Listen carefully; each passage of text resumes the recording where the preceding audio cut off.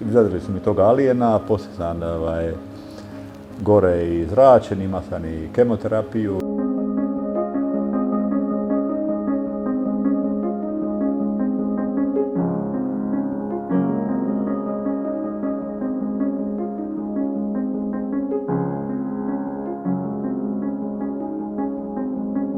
Postoji pretpostavka da imam nekakav ugrušak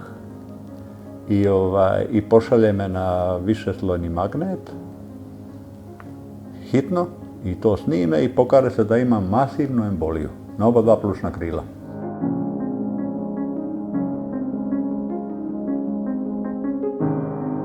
Izadili su mi tog alijena, poslije sam gore i zračen, imao sam i kemoterapiju. Kad sam se vratio iz Zagreba, ta terapija me malo, pogotovo kemoterapija, malo mi je, osjetio sam mi je pala snaga, da nema više force kao prije, ali sam se htio šta prije vratiti, polako ko sam mogao duhovnosti, pronađem recimo izbor neki, fokusiram se na neki pozitivan aspekt, pa mi to bude velika utjeha.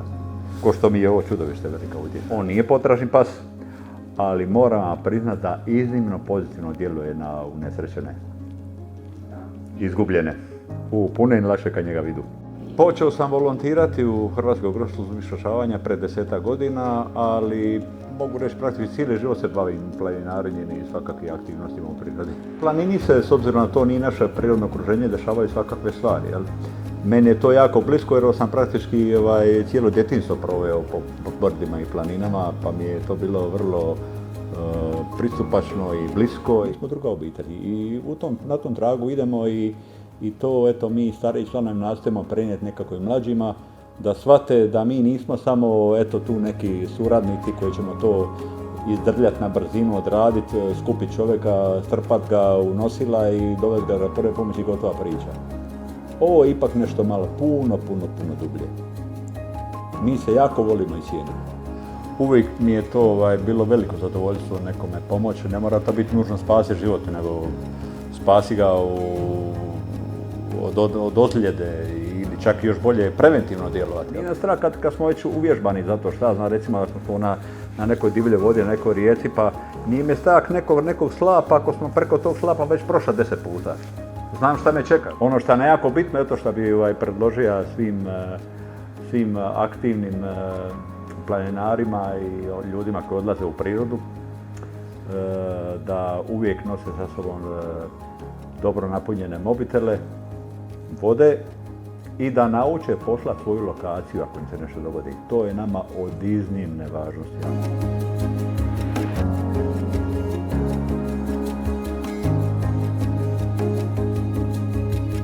Nema ti više ni tate, ni mame da te zove, da te posjeti, da ti kaže doći, aj spremila sam ti ovo, spremila sam ti ono. Nema toga više. Ružno. Mene to baš ubilo. 2 godine mi treba da se oporavim od toga.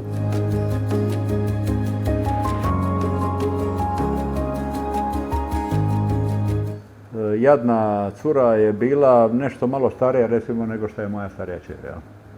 Tako da sam to nekako doživio kao da je moje dite. Baš mi je bilo jako žao.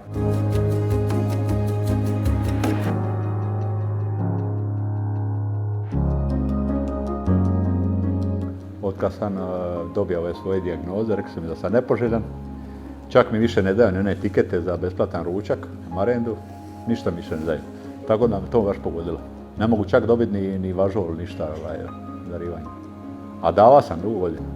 Radujem se možda puno više nego prije sitnijim stvarima, koje sam možda prije ne primjećivao, nego su mi prolazili manje zapaženo nego sada.